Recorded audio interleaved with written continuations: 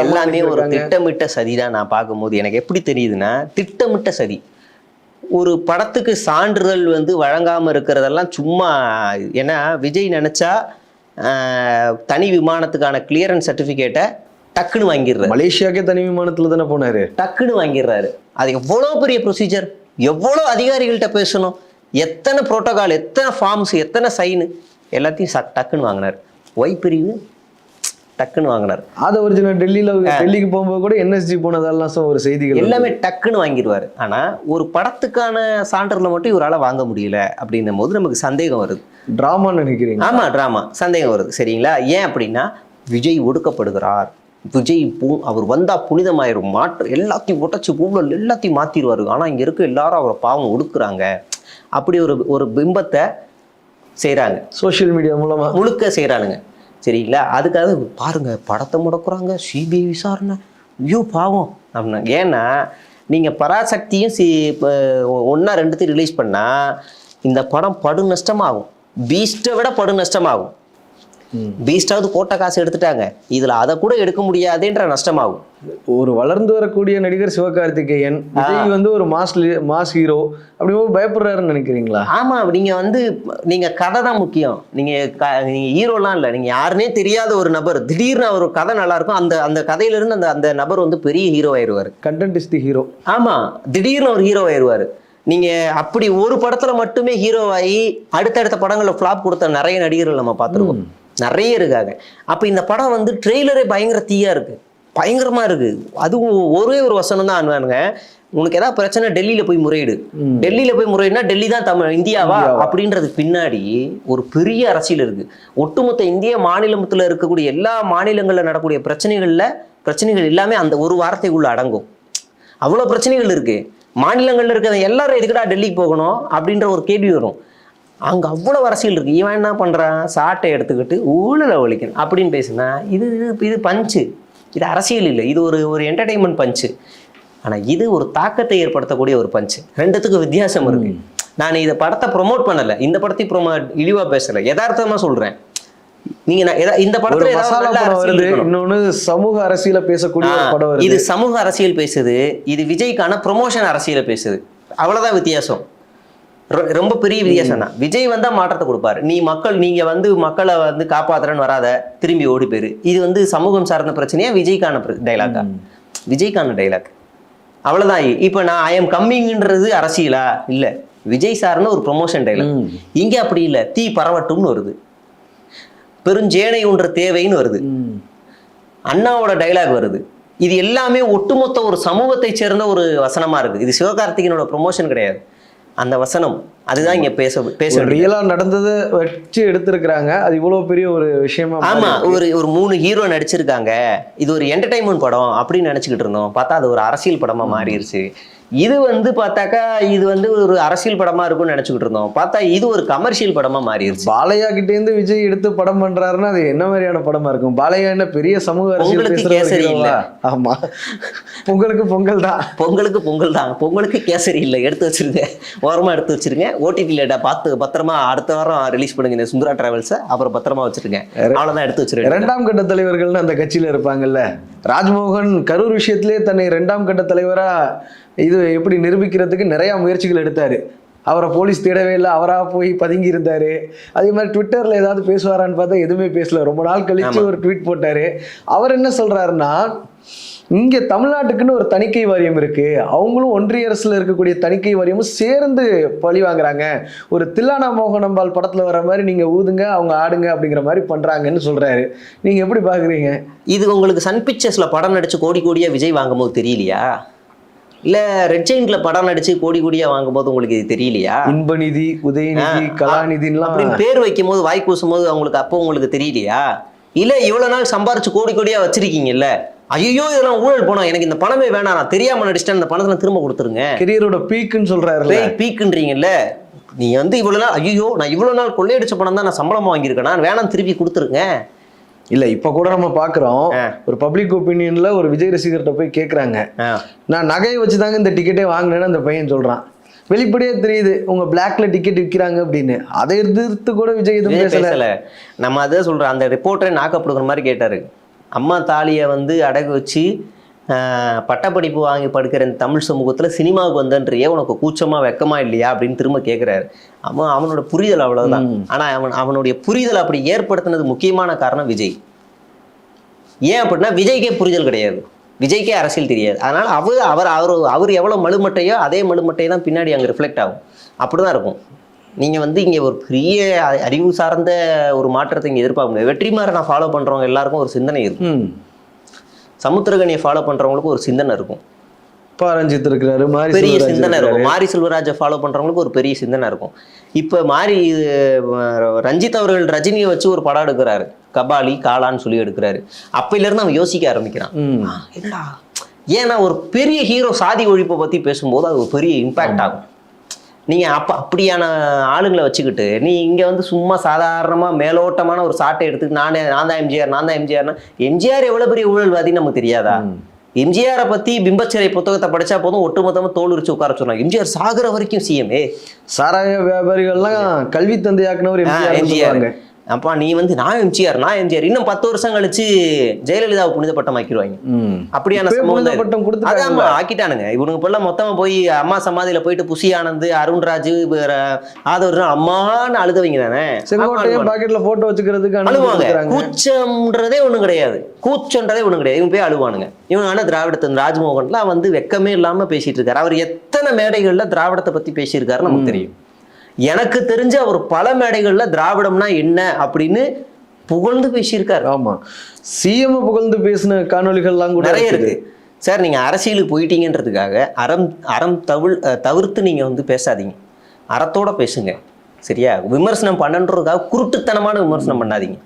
உங்களுக்கு தணிக்கை குழு, தமிழ்நாட்டில் தணிக்கை குழு தான் பெரிய பங்காற்றுது அப்படின்னு நீங்க நினைச்சீங்கன்னா ரெண்டுத்தையும் சேர்த்து எதிருங்க. பராசக்திக்கு எப்பயோ சென்சார் கொடுத்துருக்கலாமே, அதுவும் போராடி இன்னைக்கு தானே சென்சார் வாங்கினாங்க. விஜய் பட ஜனநாயகனை விட பராசக்திக்கு நடந்திருக்க அநீதி இருக்குல்ல, அது மோசமான அநீதி. தீ பரவட்டுங்கிறத அநீதி பரவட்டும்னு மாத்திருக்கானுங்க. அதுக்கப்புறமா வந்து உங்களுக்கு அண்ணா பேசின டைலாக் எல்லாத்தையும் மாத்திருக்கானுங்க. இந்திய அரக்கின்றதை எடுத்திருக்கானுங்க. இந்தியன் வாழ்க்கையை அழித்ததுன்ற ஒரு டைலாக் எடுத்திருக்கானுங்க. எவ்வளவு நீங்க ஒரு படம் அதுவரை தமிழ்நாட்டை அண்ணாதான் ஆள்கிறான் அப்படின்னு அண்ணா அவர்கள் பேரறிஞர் அண்ணா எல்லாத்தையும் தூக்கிட்டாங்க. நீங்க வந்து ஒரு படத்துல வந்து ஒரு பாட்டை தூக்கிட்டாங்க அப்படின்னா அந்த படத்தை பெருசா பாதிக்காது, போடா அப்படின்னு போயிடலாம். டியூரேஷன் மிச்சம்னு நினைப்பாங்க, அவ்வளவுதான். ஒரு படத்தோட ஃபைட் சீனை தூக்கிட்டாங்கன்னு வச்சுக்கோங்களேன், ஒரே அடியில வில்ல செத்துட்டான்னு ஒரு சீனை முடிச்சிடலாம். இல்ல ஒரு பெரிய ஃபைட் சீனா இருக்கும். ஆனா அது தூக்கிட்டு ஒரு அடியில வில்ல செத்துட்டான், உள்ள சண்டை நடந்திருக்குப்பா, அடிச்சிருப்பா, இவன் திருப்பி 4 அடி அடிச்சிருப்பா, ஒரு 5 அடி அடிச்சிருப்பா, செத்துறான்பா அப்படின்னு முடிஞ்சிட்டு போயிடும். படத்தோட வசனத்துல கை வச்சா அவன் என்னடா சொல்லியிருப்பான், என்னடா நடந்திருக்கும். ஏன்னா வசனம் தான் முக்கியம். நீங்க ரொம்ப கமர்ஷியல் படமான பாகுபலியே எடுத்துக்கோங்களேன். ஃபர்ஸ்ட் பார்ட்ல சத்யராஜ் கட்டப்பா வந்து கொண்டுறாரு. ஏன் கொன்னாரு, என்ன கான்வர்சேஷன் நடந்துச்சு, ஏன் கொன்னாரு, ஏதோ நடந்திருக்கு அப்படின்னு 1 வருஷம் வெயிட் பண்ணி பார்த்தோம்ல. அதுல வந்து சண்டை காட்சிகளுக்காக பார்க்கல, ஏதோ நடந்திருக்கு, அந்த வசனம் வேணும் நமக்கு அப்படின்னு இருக்கும். அதுதான் அந்த வசனம் தான் ஒரு படத்தோட உயிர்நாடி. நீங்க அதை தூக்குறதுல அதுதான் உண்மையிலே ஜனநாயக படுகொலை. நீ பேருக்கு ஜனநாயகம் வச்சிருக்கே, ஜனநாயக படுகொலையே நடந்திருக்கா. இன்னொன்னு, இப்ப அண்ணாவை புகழ்ந்து பேசுறாரு விஜய். நிறைய மேடைகள்ல பாக்குறோம். ஃபர்ஸ்ட் கொள்கை தலைவர்ல அண்ணா பேர் இருந்த மாதிரி நமக்கு தெரியல, 5 பேர்ல அண்ணா பேர் இருந்த மாதிரி தெரியல. அதுக்கப்புறம் அண்ணாவை புகழ்ந்து பேசுறாரு, எம்ஜிஆரை புகழ்ந்து பேசுறாரு, ஜெயலலிதா அவர்களை புகழ்ந்து பேசுறாரு. ஓகே, அவங்க எல்லாத்துக்கும் தலைவர் வந்து அண்ணா தானே.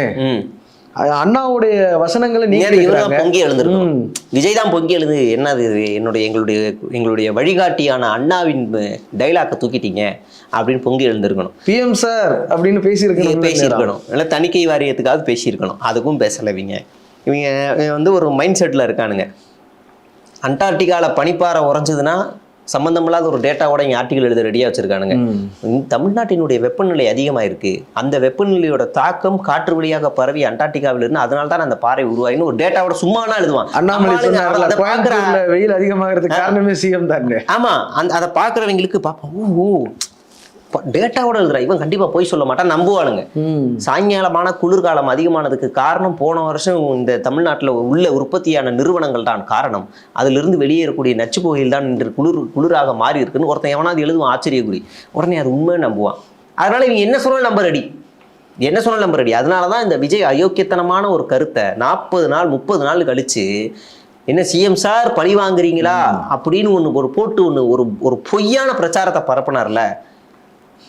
நான் ஒண்ணு கேட்குறேன், ஜெயலலிதா இன்னைக்கு சிஎம்மா இருந்திருந்தா, கரூர் சம்பவம் நடந்திருந்தா, விஜய் நேரம் எங்க இருந்திருப்பார்? அவர் திருச்சி ஃப்ளைட் ஏறதுக்கு போயிருக்க மாட்டாரு, திருச்சி மத்திய சிறைக்கு போயிருப்பாரு. தெரியுதுல்ல, அப்ப அவர் தெரியுது. நிறைய பேர் என்ன சொல்றாங்க, எஃப்ஐஆர்ல விஜய் பேரை சேர்க்காததே ஸ்டாலின் அவர்கள் செய்த தவறுன்னு சொல்ற அளவுக்கு ஸ்டாலின் விமர்சனத்தை எதிர்கொண்டாரு, பேசுறாரு இல்ல நீங்க. ஆனா உண்மையிலேயே அவர் வந்து சேர்த்திருக்கணும். ஒரு கட்சி தலைவர் தான் அந்த கூட்டத்துக்கு பொறுப்பு. நம்ம அதை கோடிட்டுலாம் நிறைய பேர் பேசினாங்க. அல்லு அர்ஜுன் சமீபத்துல ஒரு இதுக்கு போயிருந்தாரு, அவர்தான் சிறையில இருந்தாருங்கலாம் பேசினாங்க. ஒண்ணு சிம்பிளா கேட்கிறோம், ஜெயலலிதா இருந்திருந்தா நீ எங்க ராஜா இருந்திருப்ப? வீட்டுல உட்காந்து வீடியோ போட்டிருப்பியா? இப்ப இதுக்கு எப்படி முட்டு கொடுக்குறாங்கன்னா, அது ப்ரொடக்ஷன் சைடு பாத்துக்கிற வேலை, சென்சாரை எதிர்த்து ப்ரொடக்ஷன் பாத்துக்கும் அப்படிங்கிற ஒரு விஷயத்த சொல்றாங்க. ஆனா 2013 எல்லாத்துக்கும் ஞாபகம் இருக்கும், தலைவா படம் ரிலீஸ் ஆகாதப்ப அப்ப சென்சார் விஷயமா இருக்கட்டும், சென்சார் வந்துருச்சு, படம் ரிலீஸ் ஆகிறதுக்கு ஒரு தடை இருந்துச்சு. ஜெயலலிதாவை போய் ப்ரொடியூசர் பார்த்துருப்பார்ல, நீங்களும் உங்க அப்பாவும் ஏன் போய் பார்த்தீங்க? அப்புறம் ஆமா, அதுக்கு நிறைய என்ன தெரியுமா, தலைவாடுறது பிரச்சனை இல்ல, டைம் டு லீடுங்கிறதான் பிரச்சனை. ஓட விட்டானுங்க. இங்க இருந்து குட்டி யானையை வச்சுக்கிட்டு போய் ஆந்திரால போய் படம் பார்த்துட்டு இருந்தாங்க, ஆந்திரால தெலுங்குல போய் பார்த்துட்டு இருந்தாங்க. அப்ப நீ அங்க அவ்வளவு அடக்குமுறைகளை சந்திச்சுக்கிட்டு இருக்க, இப்போ நீ இந்த மாதிரியா சந்திக்கிற? ஜனநாயகன் வெளியாக வாய்ப்பில்லைங்கிறது தான் தீர்ப்பு வச்சு நம்மளால பார்க்க முடியுது. காலையில தனி நீதிபதி வந்து யூஏ சான்றிதழ் கொடுத்துருந்தாங்க, ஆனா இப்போ வந்து தடை கொடுத்துருக்காங்க.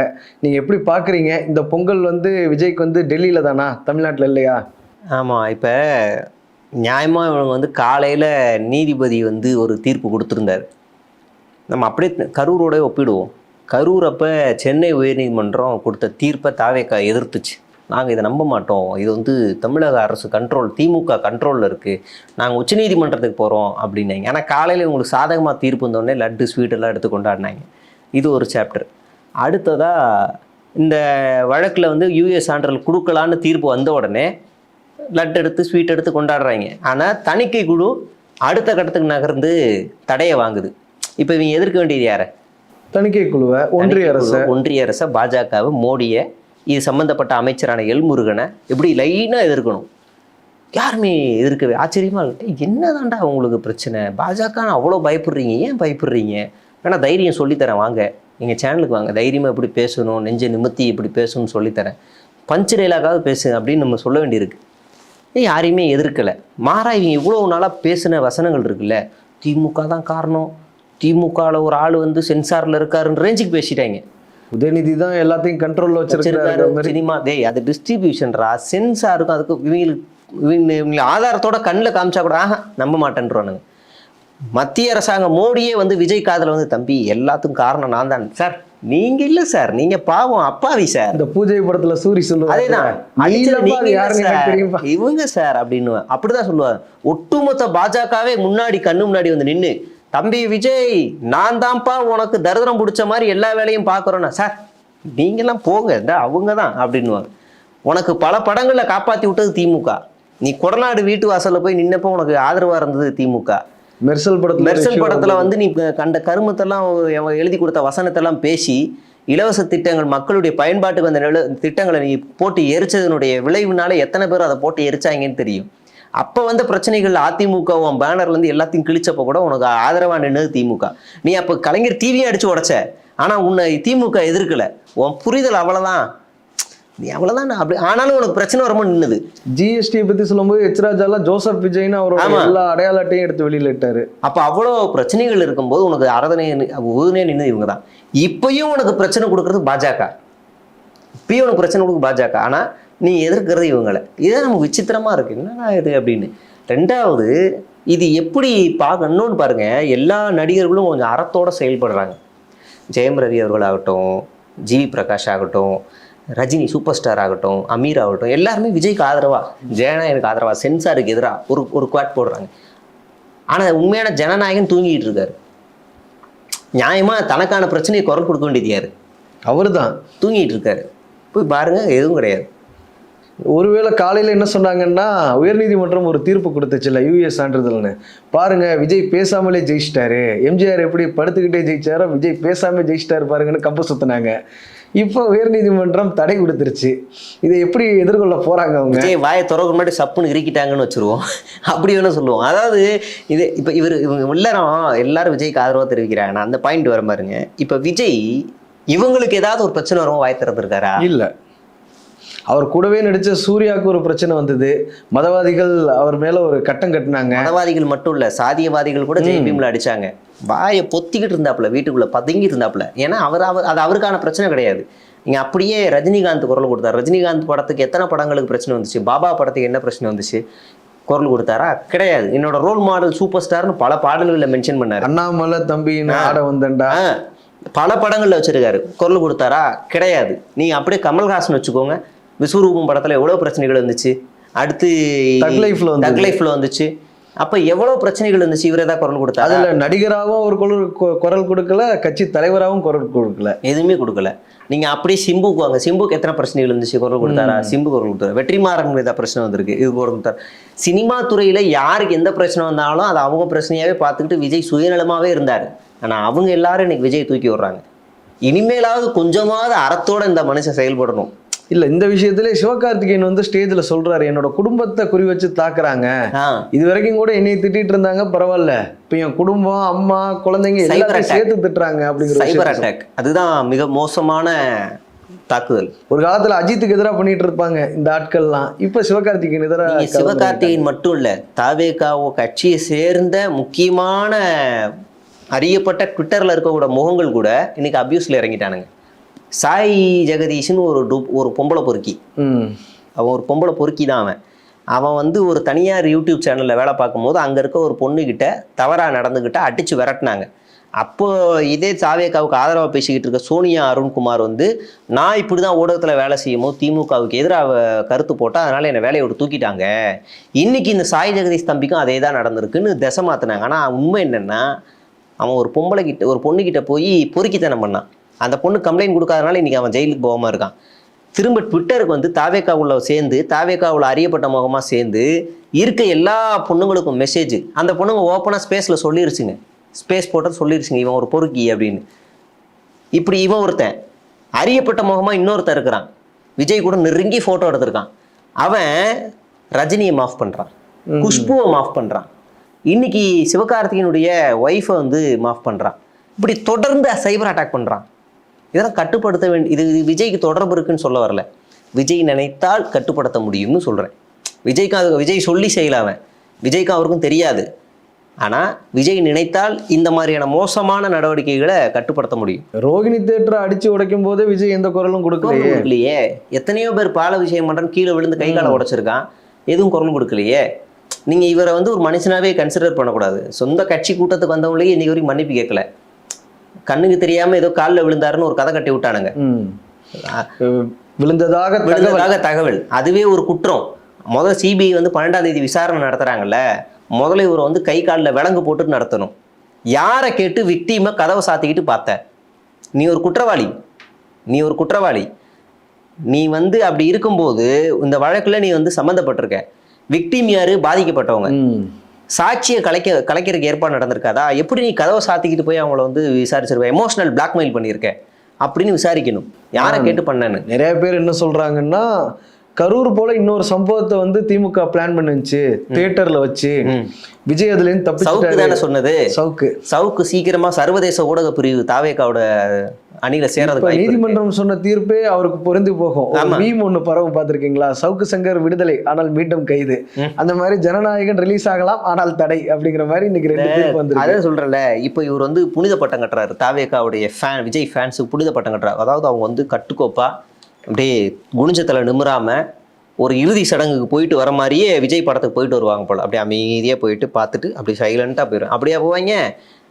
அப்போ வந்து ஆர்வ கோளாறுல பண்ணாங்களாம், இப்போ வந்து மெச்சூர்ட் ஆயிட்டானுங்களா, இப்போ பண்ண மாட்டாங்களா. ஆனால் திமுக உள்ள வந்து பண்ணுவாரே, அநியாயம் பண்ணக்கூடாது. இப்போ திமுகவோட பிரச்சனை என்னன்னா, எங்க ஏதாவது ஒரு பிரச்சனை நடந்துச்சுன்னா உடனே அதை ஷார்ட் அவுட் பண்ணுது. ஒரு கரை நம்ம மேல விழக்கூடாதுன்னு உடனே அதுக்கு நடவடிக்கை எடுத்து ஸ்பாட்ல போய் கிளியர் பண்ணி எல்லாம் ஓடுது. அப்படி இருக்கும்போது நீயே 7.5 இழுக்குன்னு அவங்க பார்த்துக்கிட்டு இருக்காங்க. என்னடா இவன் 7.5 இழுப்பான்னு தெரியல. இவன் 7.5 இழுது, இவன் கூட்டத்துல ஏதாவது 7.5 இழுத்தா கூட நாம தான் பொறுப்பாகும். அதனால இவன் கூட்டத்தை கூட நாம தான் பாதுகாக்க வேண்டியதா இருக்குன்னு திமுக ஒட்டுமொத்தமா இவங்க வேலையை பார்த்து பாதுகாத்துக்கிட்டு இருக்கு. ஆக்சுவலா விஜய்க்கு ஒரு குடைச்சல் கொடுத்தது யாருன்னா கடந்த காலங்கள்ல ஜெயலலிதா தலைவா படத்துல. இந்த டைம் யாருன்னு பார்த்தா மோடி ஒன்றிய அரசு பாஜக. ஆனா ரெண்டு பேர்த்தையுமே விஜய் கண்டிக்கவே இல்லை. இப்ப வரைக்கும் 2ஆம் கட்ட தலைவர்களும் கண்டிக்கவே இல்லை. ஆனா திமுகவை நோக்கி பல்வேறு குற்றச்சாட்டுகளை முன்வைக்கிறாங்க. அது என்ன அரசியல் வளர்ப்பு நாய் இருக்கும்ல, செல்ல பிராணி வளர்ப்பு நாய். அந்த நாய் வந்து ஹவுஸ் ஓனர் வந்து துன்புறுத்துவார், அடிப்பார், சோறு மட்டும் வச்சிருவாரு, அடி துன்புறுத்துவார். ஏய் கொச்சி ஓடு, ஏய் வா அப்படின்னு அடிச்சு விரட்டுவார். ஆனால் சம்மந்தம் இல்லாமல் அந்த நாய் வந்து யாரை, இந்த வளர்ப்பு நாய் வந்து யாரை குலைக்கும் அப்படின்னா சம்மந்தம் இல்லாமல் ரோட்டில் போகிறவங்கள தான் குலைக்கும். இப்போ நான் எதுக்காக பிறந்ததுன்னு உங்களுக்கு புரியுன்னு நினைக்கிறேன் இந்த கதை, புரியுதுங்களா? இப்போ இந்த ஓனர் வந்து யார் அப்படின்னா பாஜக, வீட்டு ஓனர் பாஜக. அவருடைய செல்ல பிராணி தான் விஜய். அடிச்சு உட்கார வைக்கும். எதுக்கெல்லாம் வந்து விஜய் கேட்கணுமோ கேட்க மாட்டார். எங்கேயோ ஏதோ ஒரு சம்பவம் நடந்துச்சுன்னா நீ தான் காரணம் மொத்தமாக சொல்லுவார். பாஜகவே நேரடியாக ஒரு விஷயத்துக்கு காரணமாக இருக்கும். SIR காரணமாக இருக்கும், திருப்பரங்குன்றத்துக்கு வந்து பாஜக காரணமாக இருக்கும், திருப்பரங்குன்றத்துல எல்லாத்துக்கும் காரணமாக இருக்கும் சொல்லிட்டாங்க. ஆமா, நாங்க ஏதாவது கருத்து சொன்னா அது இந்த கட்சிக்கு ஆதரவா போயிடும், அந்த கட்சி. தயவு செய்து நீங்க அரசியலுக்கு வந்து அப்படியே இருந்துருங்க, அமைதியாவே இருங்க. செத்தவன் பக்கமும் நிக்காம கொன்னவன் பக்கமும் நிக்காம சும்மா அமைதி கட்சின்னு வச்சிருங்க பேரை. அநியாயம் பண்றீங்க. அப்போ நீ தமிழ்நாட்டில் ஒரு பெரிய கூட்டம் அடிச்சதுன்னா நீ அமைதியாக வேடிக்கை பார்ப்ப. இது அயோக்கியத்தனம்ல இது இல்லை. சரி, 2 பேரும் கபட நாடகம் ஆடுறாங்கன்னு வச்சுப்போம். திமுக கபட நாடகம், அதிமுக சப்போர்ட் பண்ணுது, பாஜக கபட நாடகம். உன் ஸ்டாண்ட் என்ன ராஜா? உன் ஸ்டாண்ட் என்ன? 2 மதமும் ஒற்றுமையா இருக்கும்னு நினைக்கிறியா இல்லை அடிச்சுன்னு நினைக்கிறியா? நீ மதம் சார்ந்து வா, மக்கள் சார்ந்து ஒரு கருத்தை சொல்லு, கட்சி சார்ந்து சொல்ல வேணாம். உன் ஸ்டாண்ட் என்ன? இல்லை சொல்ல மாட்டேன். ஏன் சொன்னா பாஜக செவிட்டுலேயே வச்சிரும், நாளைக்கு CBI விசாரணை வச்சிரும். வாப்பா தம்பி ஃபைலை தட்டிட்டேன் வாப்பான்றோம். அதுக்காக தான் இவர் அமைதியா இருக்காரு. CBIக்கு இந்த கேஸை கொடுத்தோன்னே நீதி வெல்லும் அப்படின்னு ஒரு ட்வீட் 12ஆம் தேதியில இருந்து தெரியும். நீதி வெல்லுமா இல்ல என்ன வெல்லும் தெரியும். டெல்லிக்கு போயிட்டு வந்ததுக்கப்புறம் ஏதாவது மாற்றம் இருக்குமா விஜய் கிட்ட?